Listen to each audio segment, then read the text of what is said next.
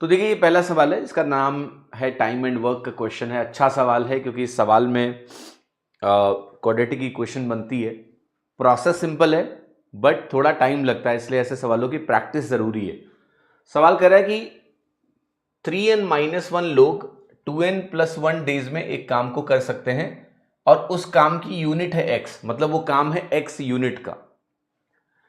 फिर कह रहा है कि 3n+1 आदमी 4n-3 दिनों में y काम कर सकते हैं। तो हमें बताना है कि अगर x और y का अनुपात हमें दिया हो तो n का मान क्या होगा, what will be value of n। ठीक है, हाँ जी। सो बहुत गौर से देखिएगा इस बात को। 3n-1 इंटू 2n+1, ये जो काम है बेटा ये x यूनिट्स का है। तो मैंने क्या किया, number of man into number of days का गुणा कर दिया। और ऐसे ही यहां पर कह रहा है कि 3n+1 मैन हो जाए तो उनको भाई 4n-3 डेज लगेंगे, तो ये यूनिट वर्क की हो जाएगी y। अब अगर आप इन दोनों को डिवाइड कर दें तो यहां x/y दिख रहा है आपको, जो कि 6/11 के बराबर है, सवाल में दिया हुआ है। अब आप इसको ऐसे करेंगे कि ये 6n² बनेगा प्लस 3n-2n, तो ये प्लस n मिलेगा और यहाँ -1 और 1 का गुणा -1 बना देगा। ऐसे यहाँ 3n और 4n का गुणा आपको 12n² देगा और ये -9 और +4, तो ये -5n बनाएगा और +1 और -3 गुणा होके -3 बनाएंगे। ये वैल्यू 6/11 के बराबर है। अब क्या करना पड़ेगा हमको बच्चा, क्रॉस मल्टीप्लिकेशन करना पड़ेगा। तो एक बार ना क्रॉस मल्टीप्लिकेशन कर लेते हैं।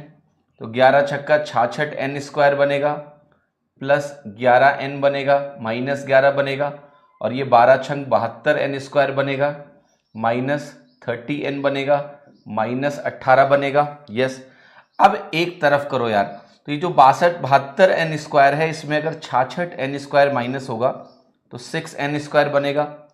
इस 30n में 11n और आ जाएगा माइनस में, तो 41n बनेगा। और ये जो वैल्यू आपस में माइनस होगी, -18 में +11 अगर जुड़ेगा तो ये वैल्यू आपकी बनेगी -7, ये बराबर 0 होगा। अब 6 और -7 का गुणा अगर आप यहां देखें तो 6 और -7 का गुणा बनता है -42।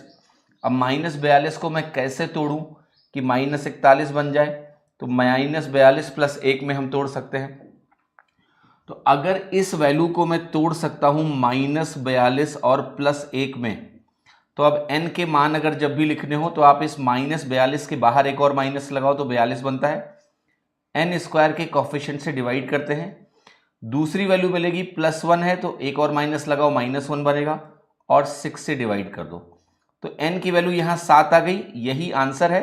-1/6 रिजेक्ट करना पड़ेगा आपको, क्योंकि जो नंबर ऑफ मेन है ना बेटा, वो पहली बात तो फ्रैक्शन में नहीं हो सकते।